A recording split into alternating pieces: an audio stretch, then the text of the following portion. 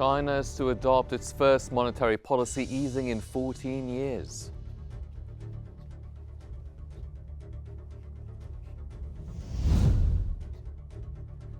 Trump admits promised tariffs may raise prices for American consumers.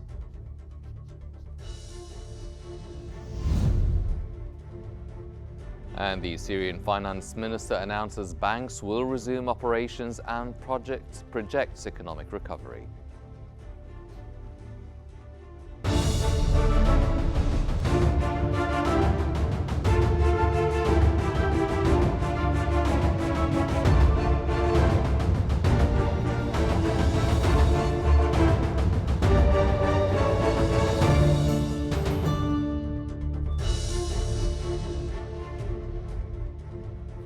You're watching Q News, and this is the Economic Bulletin. We'll be bringing you comprehensive coverage and expert insights on the latest economic trends and developments.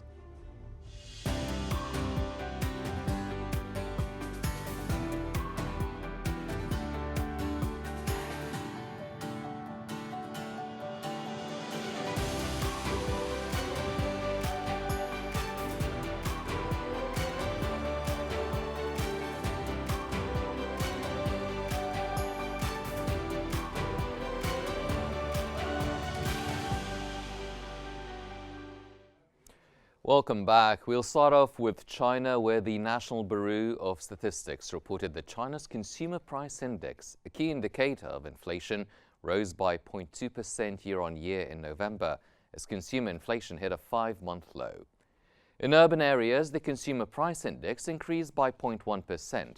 In rural areas, it was up by 0.2%, while food prices saw a rise of 1%. On a monthly basis, consumer goods prices were stable as service prices edged up by 0.4% from January to November. The National Consumer Price Index showed an average increase of 0.3% compared to the same period in the previous year.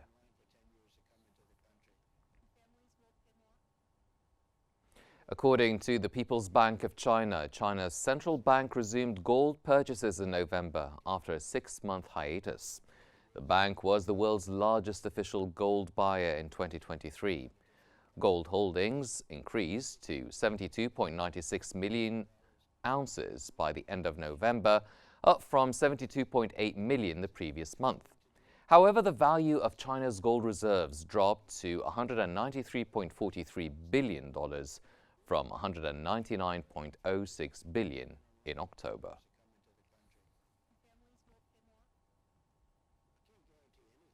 Moreover, Premier Li Qiang outlined China's focus on boosting domestic demand, deepening reforms and expanding opening up to foster sustainable economic growth.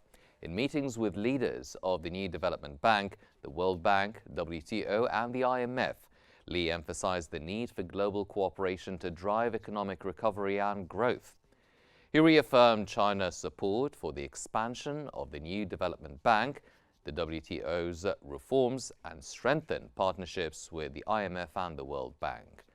International leaders praised China's role in promoting multilateralism, global economic stability and development, particularly in the Global South.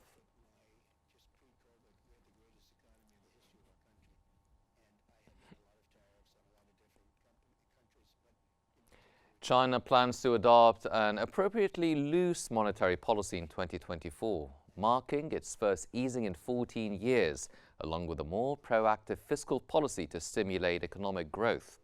The government aims to implement unconventional counter-cyclical measures, focusing on expanding domestic demand and boosting consumption. These policy shifts were outlined by the Politburo ahead of the upcoming Central Economic Work Conference, which will set key targets for 2024. For 2025, China will prioritize stability while pursuing progress. For the first time since 2010, China has shifted to a moderately loose monetary stance, aiming to boost consumer spending and drive domestic demand. The decision comes from the Politburo, China's top decision-making body led by President Xi Jinping, which sets the country's major economic and political priorities. This move underscores Beijing's determination to stimulate growth amid mounting economic challenges. Markets reacted swiftly. Chinese stocks surged, with the Hang Seng China Enterprises Index climbing over 3%. While bond yields hit record lows, reflecting growing optimism from investors. But the broader economic picture remains subdued. Inflation is still weak. In November, consumer prices rose just 0.2% from a year earlier, a sign of persistent sluggish demand. Meanwhile, producer prices have been falling for over 2 years, highlighting continued deflationary pressures in the economy. China's central bank is expected to intensify its policy measures, fine-tuning its approach to stabilize growth. With deflationary risks looming, Beijing is under pressure to create a favorable environment for both short-term recovery and long-term development. Are these measures enough to turn the tide for the world's second-largest economy?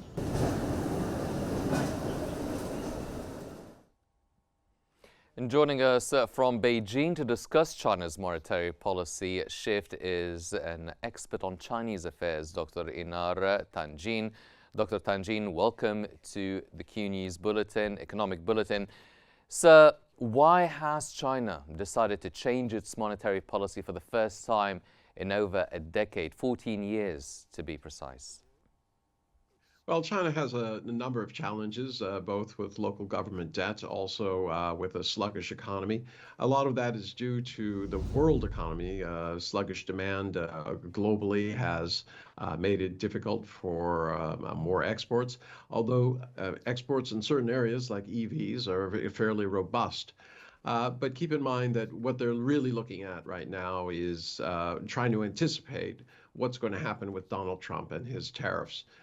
They have decided that they cannot rely on the U.S. For this kind of economic direction, and that they have to concentrate on creating demand within their own economy and have a consumer consumption-led economy rather than just pure investment and exports. Mm-hmm. Well, speaking of consumer consumption, how will this policy affect the domestic consumption and demand? Can it effectively address low inflation and deflationary pressures? That is going to depend on the Chinese consumer and how much confidence they feel. I mean, it's a very difficult time. You have conflicts going on all over the place. For instance, most recently in Syria. These are very difficult times. Businesses and individuals, when they feel afraid, are less likely to spend or invest. So it really has to be something within the Chinese economy that moves them. I can tell you anecdotally, though, that on a Monday night, it was impossible to get into a restaurant. There was an hour-long wait. This is not a holiday time. This is in Beijing, which is perhaps different from all of China. But I've noticed this over the last month or so, is that demand, especially for consumption, moderately priced restaurants, has risen dramatically. Mm-hmm. So now, you alluded to the tariffs and Donald Trump's forecasted plans. Now, how might this policy shift affect the global markets and trade? Well, I mean, China is sending out that it is going to have a loose monetary policy, that it's going to encourage growth. This should be very important to the global south. China has 140 countries, almost 140 countries, where it is the primary export partner or import partner. And as a result, anything that happens in China has a tremendous effect on the world. Remember, China was 1/3 of last year's growth globally. And how China goes is really very important to the entire world. Mm-hmm. And how does China expect the international economic context and the international economic community would respond to this shifting in the monetary policy? Well, obviously positive. I mean, you already seen oil has gone up by $1 per barrel. This is a signal that, just a couple of days ago, OPEC and Saudi Arabia were anticipating slow growth, and they were actually quoting lower prices. Now prices are up $1. That's significant. It shows just how much the Chinese economy matters. In terms of other countries, you have the newly opened port in Peru, Chanque. That is going to allow China to trade directly, especially with the west coast of South America, where things have been growing at very, very fast paces, double digits. Remember that China is basically fading away from the U.S. and Europe, not quickly. There's still a huge surplus, but their number one trade partner is now ASEAN, and that's still growing at double digits. Dr. Tangine, in your opinion now, will this shift lead to sustainable economic recovery for China? And if so, how quick would the reaction or the reception of the Chinese consumer be? Well, as I said earlier, it is all about confidence. If the Chinese consumer feels confident in the government and the direction that they're taking, you can see, you'll probably see a very, very sharp rebound. Not into the double digits, but certainly past where the government wanted to go. Now, remember, there's going to be good news in this next closing period as companies rush to purchase whatever they need from China in anticipation of January 20th when Donald Trump takes over, and the danger that he would impose, as he has said, 60% tariffs or 35% tariffs. It's not clear what he's going to do, and he's not making it much clearer other than he intends to put tariffs basically on everybody. So everyone is preparing for that.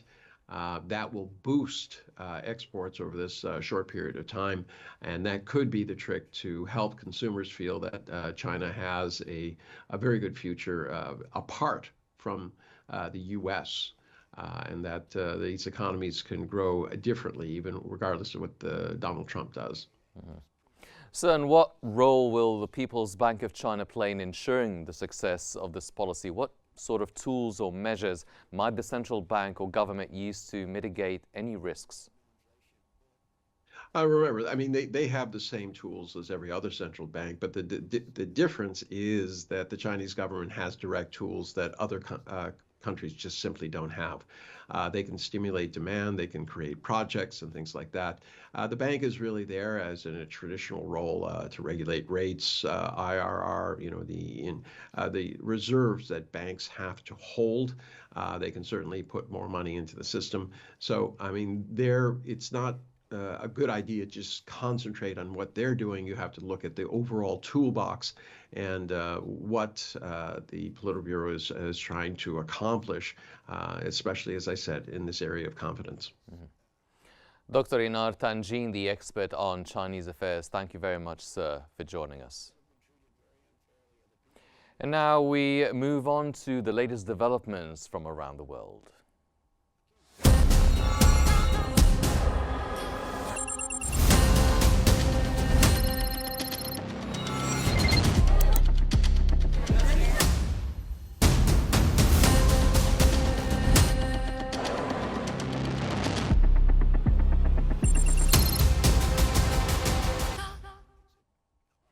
U.S. President-elect Donald Trump has told media outlets that he can't guarantee that his promised tariffs on key U.S. foreign trade partners won't raise prices for American consumers. Trump stated that before COVID-19, the U.S. had the greatest economy in its history.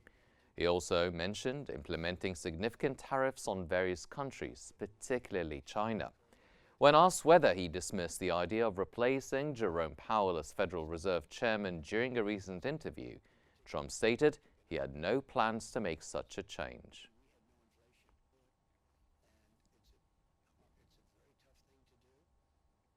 Japan's economy expanded between July and September at a faster pace than initially reported due to upward revisions in capital investment and exports. The Cabinet Office's revised data showed that GDP rose at an annualized 1.2% in the 3 months before September. The revised numbers translate into a quarter-on-quarter expansion of 0.3% in price-adjusted terms compared to a 0.2% growth. The upgrade was caused in part by a smaller than expected decline in capital expenditure, which fell 0.1% in the third quarter.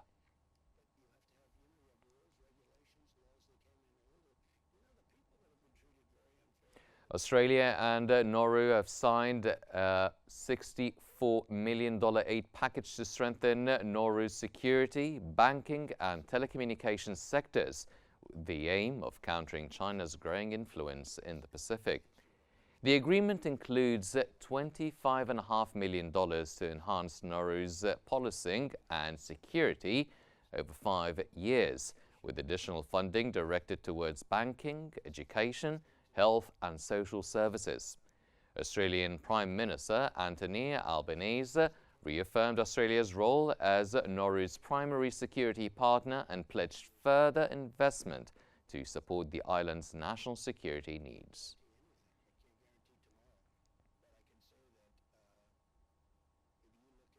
UK Chancellor Rachel Reeves has urged the EU to eliminate unnecessary trade barriers during a historic visit to Brussels, the first by a UK Chancellor since Brexit. Reeves emphasised that reducing barriers would boost economic growth for both the UK and the EU, which have struggled with stagnation since the UK's exit from the single market. Speaking ahead of a meeting with Eurozone finance ministers, Reeves said removing trade hurdles would help improve living standards and make British businesses more competitive globally. Pray silence for the Chancellor of the Exchequer, the Right Reverend, Right Honourable. The European Commission has raised concerns over Hungary's fiscal strategy, accusing it of relying on unrealistic data and lacking essential details. In a letter to Hungarian Finance Minister Mihály Varga, EU Commissioner Valdis Dombrovskis highlighted discrepancies in economic forecasts, including growth, inflation and interest expenditures. These gaps have delayed the EU's evaluation of Hungary's medium-term fiscal plans, potentially extending the process into January. The Commission reiterated the importance of aligning with EU methodologies to ensure economic stability across member states.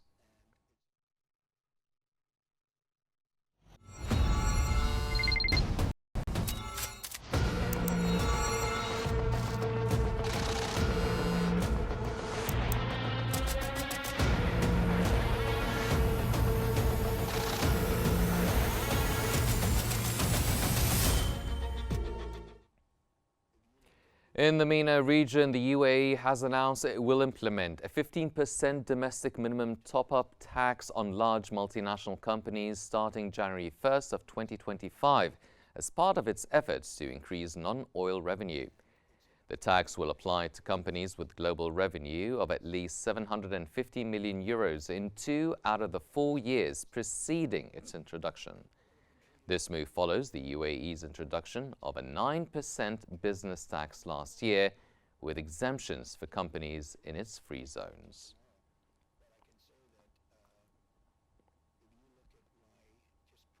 Saudi Arabia's real GDP grew by 2.8% year-on-year in the third quarter of 2024, while seasonally adjusted GDP increased by 0.9% compared to the second quarter of 2024. According to the latest report from the General Authority for Statistics, Saudi Arabia's economic growth in the third quarter was driven by a 4.3% annual increase and a 0.7% quarterly rise in non-oil activities.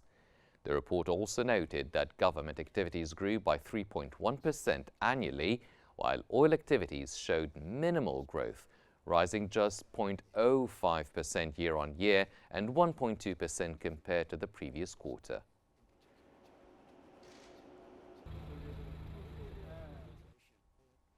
British Prime Minister Keir Starmer has begun a visit to the Gulf, his first trip to the region since taking office, seeking stronger economic and defense ties with the United Arab Emirates and Saudi Arabia. According to a statement from the British government, the country aims to increase bilateral trade with the region by 16% through future partnerships focused on areas including technology, defense and security. Starmer sees significant untapped potential in the Gulf region and aims to secure investment from wealthy Gulf states to help rebuild Britain's infrastructure and transition to cleaner energy. He plans to advocate for faster progress on the Gulf Cooperation Council Free Trade Agreement.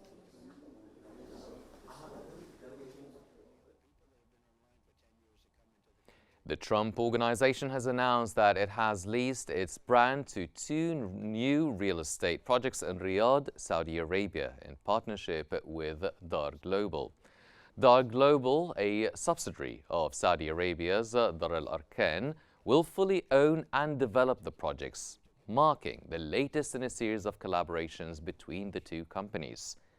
Eric Trump, who oversees the Trump Organization's real estate ventures, highlighted the success of the previous projects in the region, including in Oman, Dubai, and Jeddah. Or the border, as they call it. That, by the way, when you talk about a wall, when you talk about a border, that's what they...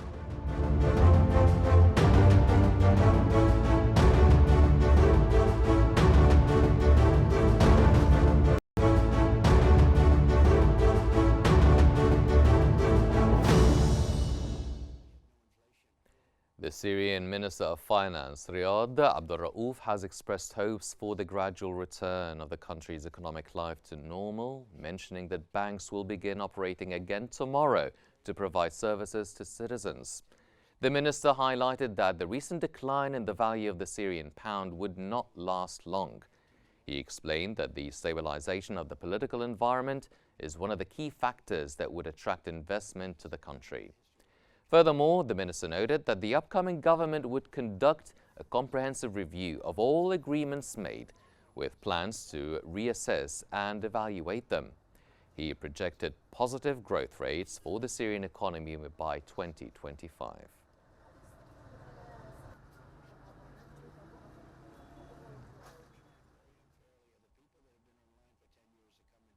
The Syrian Central Bank reassured clients of all financial institutions that their deposits are secure and will not be affected.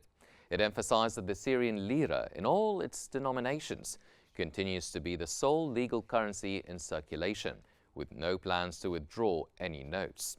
The bank directed exchange companies and internal remittance firms to adhere to regulations requiring the disbursement of remittances in Syrian lira.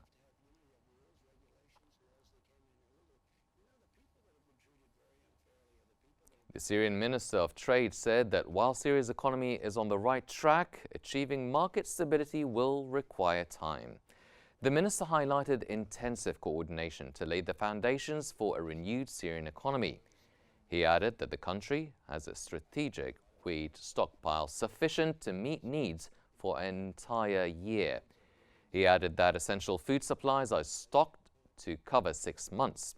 The minister stated that Syrian traders have expressed readiness to supply all markets with basic commodities, emphasizing ongoing efforts to stabilize the economy.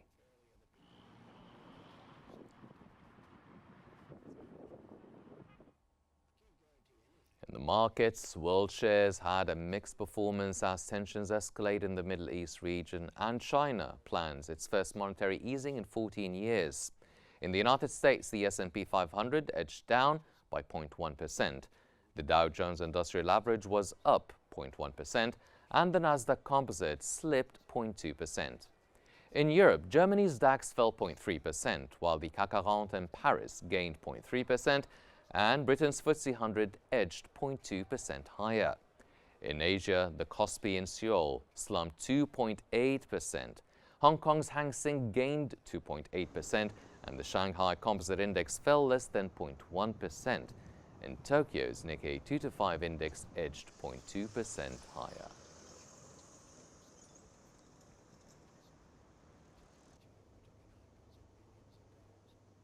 These are all the economic news we have for now, but here's a reminder of today's key economic stories. China is to adopt the first monetary policy easing in 14 years.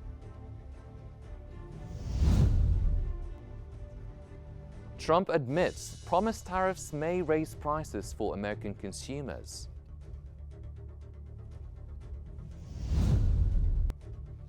And the Syrian finance minister announces banks to resume operations and projects economic recovery.